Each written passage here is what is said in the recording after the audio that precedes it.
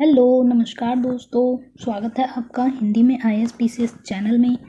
तो दोस्तों चलिए शुरू करते हैं आज का द हिंदू एडिटोरियल इन हिंदी, जिसका शीर्षक है अंतर्राष्ट्रीय व्यापार में कार्बन की समस्या है। तो ये आपके प्रारंभिक परीक्षा यानी कि प्रीलिम्स में अंतर्राष्ट्रीय महत्व की घटनाएं और करंट अफेयर्स से रिलेटेड है और मेंस पेपर 2 में इंटरनेशनल रिलेशन से रिलेटेड है।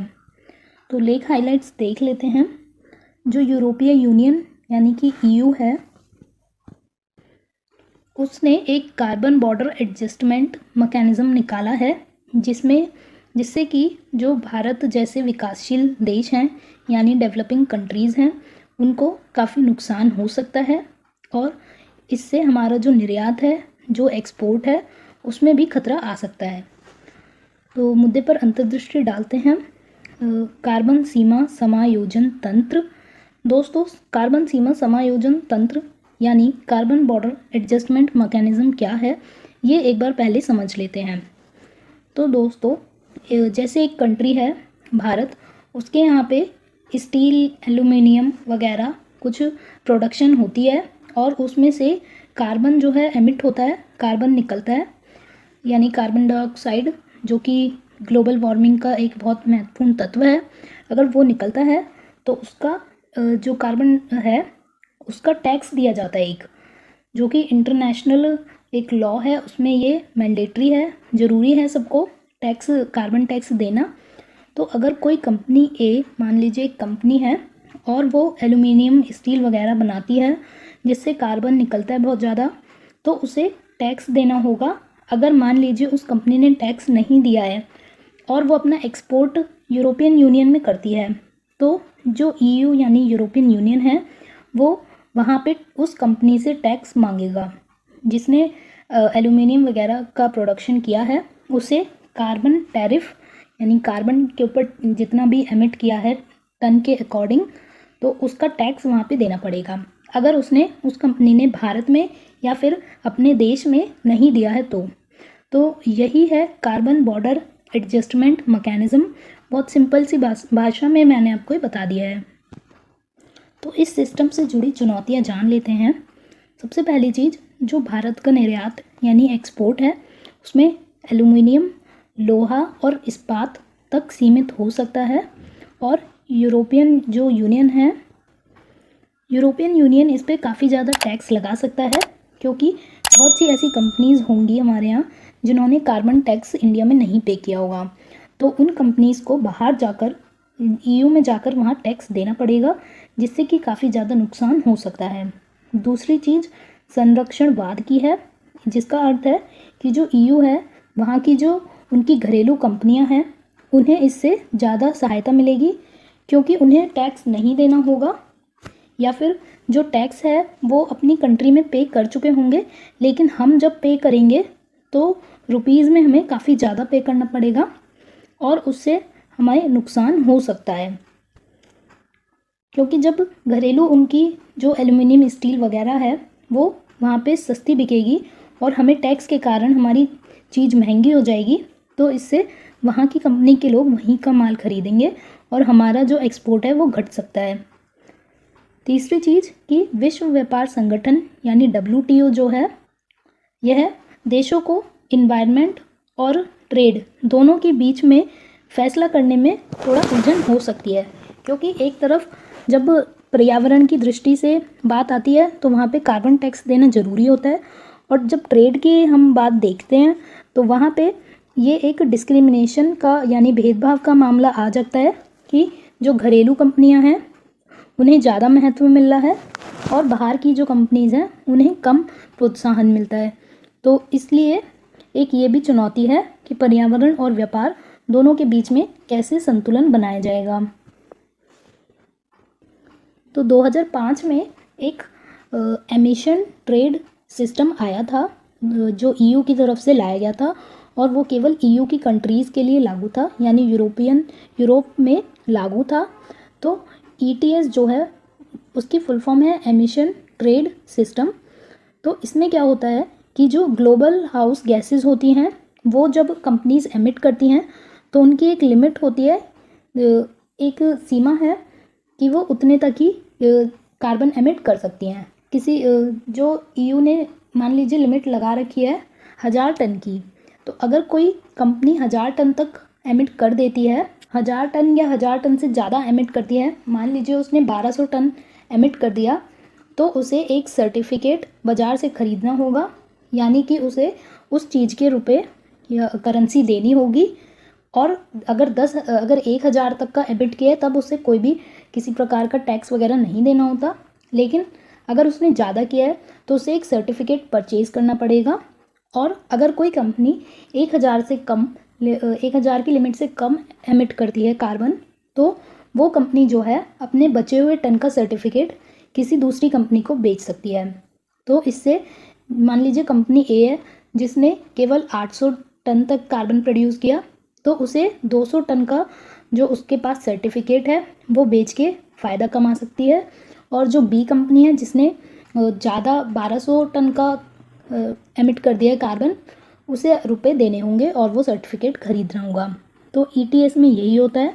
ये घरेलू उद्योग यानी यूरोपियन यूनियन के लिए जो इंडस्ट्रीज़ हैं वहाँ के लिए एक कानून है। ये जो ईटीएस सिस्टम है यानी कि एमिशन ट्रेड सिस्टम, ये केवल ईयू में ही है। इससे मिलते जुलते जो सिस्टम हैं वो हमारे इंडिया में या बहुत सारी ऐसी कंट्रीज़ होंगी, डेवलपिंग कंट्रीज़, वहाँ पे ऐसी हो सकता है ऐसा कोई कानून नहीं होगा कि उन्हें कार्बन टैक्स देना होता हो। तो इसीलिए ईयू ने ये लाया है CBAM, जिससे कि जो बाहर की कंपनीज़ जिन्होंने टैक्स नहीं भरा है कहीं भी अपनी कंट्री में, तो वो अगर ईयू में अपना सामान बेचती हैं तो वहाँ पे उन्हें कार्बन टैक्स देना होगा। एक चुनौती इसमें ये रही है कि जो यूरोपियन यूनियन है वहाँ पे कार्बन रिसाव की घटना हो सकती है।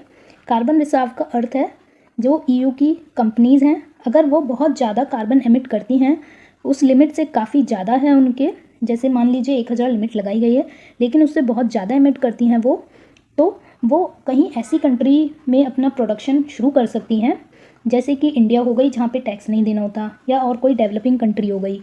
तो एक कार्बन रिसाव की जो ये घटनाएं ये हो सकती है कि जो ईयू की कंपनी है वो इस टैक्स से बचने के लिए कहीं और शिफ्ट कर जाए, तो इससे जो यूरोपियन यूनियन है उससे बहुत ज़्यादा नुकसान होगा जब एक कंपनी अपना देश को छोड़ के बाहर सेटअप करेगी। तो ये भी एक इसमें चुनौती थी, इसलिए यूरोपियन यूनियन ने CBAM यानी कार्बन बॉर्डर एडजस्टमेंट मैकेनिज़्म को लाया है। तो CBAM के बारे में थोड़ा और जानते हैं। इसका उद्देश्य जो ईयू के इंडस्ट्रीज़ हैं वो तो टैक्स देती हैं, लेकिन बाहर की कोई कंपनी है वो टैक्स नहीं दे रही है, तो ये एक दोनों के लिए बराबरी करता है कि कार्बन टैक्स जो है चाहे वो बाहर की कंट्री है, अगर उसने अपने देश में नहीं दिया है तो वो ईयू में आके दे, और ईयू की कंट्री की जो इंडस्ट्री हैं वो तो देती हैं। तो ये एक समानता लाता है। और इसमें एक चुनौती ये हो सकती है कि जो मूल कंट्री है यानी कि जहाँ से एक्सपोर्ट किया जा रहा है, जैसे इंडिया से कोई एक्सपोर्ट करता है, उसने इंडिया में ये कार्बन टैक्स नहीं दिया है और वो ईयू में देता है, तो ईयू ये कह सकता है कि आपने जो कार्बन आप जितना बता रहे हो एमिट किया है यानी उत्सर्जित किया है, निकाला है, वो आप जितना बता रहे हो उससे बहुत ज़्यादा है। तो ऐसी भी इसमें आशंका आ सकती है जिससे हमें नुकसान हो सकता है। तो ये जो नई प्रणाली है CBAM, अगर भारत विश्व व्यापार संगठन में जाता है तो विश्व व्यापार संगठन का क्या पृष्ठभूमि हो सकती है वो जान लेते हैं। विश्व व्यापार संगठन का जो कानून है वो ये कहता है कि सबके साथ गैर भेदभाव वाला व्यवहार किया जाए, यानी कि अगर कोई निर्यात कोई एक देश अपना सामान एक्सपोर्ट करता है तो सामने वाली जो कंट्री है उसे भी समान उपचार देना होगा। ऐसा नहीं करना कि केवल अपनी कंट्री की जो प्रोडक्ट हैं केवल उनका प्रचार किया जाए और दूसरी कंट्री जो एक्सपोर्टेड आइटम आ रही है उसको बहुत ज़्यादा रेट बढ़ा दिए जाएं या उन्हें प्रोत्साहित न किया जाए। तो विश्व व्यापार संगठन जो है वो सभी उत्पादों के लिए, सभी कंपनीज़ के लिए एक समान उपचार करने की बात करता है। जो CBAM है वो दिखने में जो इसका डिज़ाइन है वो मूलतः तटस्थ है। यह वैसे तो विभिन्न देशों के सामानों के बीच भेदभाव करता है, क्योंकि इसमें जो कार्बन मूल्य निर्धारण की नीति है वो अपर्याप्त है और जो भी कंपनी कार्बन एमिट का टैक्स देगी उसके लिए भी काफ़ी दिक्कत हो सकती है, क्योंकि उसे बार बार अपना रिपोर्ट देनी होगी। तो उसमें EU दिक्कत कर सकते हैं। जैसे कि मैंने बताया, वो कह सकता है कि आप जितना कार्बन एमिट दिखा रहे हो उतना नहीं है, ज़्यादा है। तो इस टाइप की परेशानियां आ सकती हैं। तो चुनौतियों के बाद हम जान लेते हैं विश्व व्यापार संगठन का न्यायशास्त्र। तो इसका जो WTO का यानी वर्ल्ड ट्रेड ऑर्गेनाइजेशन का लॉ है वो क्या कहता है। तो CBAM जो है वो उत्सर्जन के आधार पर यूरोपीय यूनियन और इसके द्वारा जो CBAM के द्वारा जो विदेशी उत्पाद कवर किए गए हैं उनमें भेदभाव के लिए WTO कानून का उल्लंघन करता है। जो WTO का जनरल एक्सेप्शन क्लॉज है अनुच्छेद 20, उसमें यह कहा गया है कि जो टैरिफ एंड ट्रेड यानी गेट एग्रीमेंट है उसका आर्टिकल 20 में एक एक्सेप्शन क्लॉज डाला गया है और कहा गया है कि उन देशों द्वारा किए गए उपाय जो इस एग्रीमेंट यानी टैरिफ एंड ट्रेड एग्रीमेंट का उल्लंघन करते हैं वो अपना कोई कानून ला सकते हैं। तो ऐसा हो सकता है कि WTO EU के इस कानून को CBAM को सही ठहराए अनुच्छेद 20 के आधार पर। तो आगे बढ़ने का रास्ता जान लेते हैं, यानी कि वे फॉरवर्ड। तो CBAM जो है वो केवल स्पष्ट कार्बन मूल्यों पर विचार करता है, ना कि अंतर्निहित लागतों पर। यानी कि जो कार्बन एमिशन हुआ है वो कितना हुआ है केवल यही देखेगा, और जो उसके प्रोसेसिंग में लागत आई है या बाकी चीज़ें हैं उन्हें नज़रअंदाज करता है।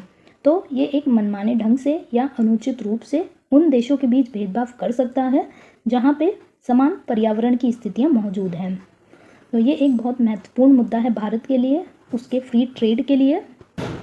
तो भारत जो है वो यूरोपीय यूनियन के साथ मुफ्त व्यापार समझौता यानी फ्री ट्रेड एग्रीमेंट पर बात कर रहा है, तो इससे उसे थोड़ा लाभ हो सकता है।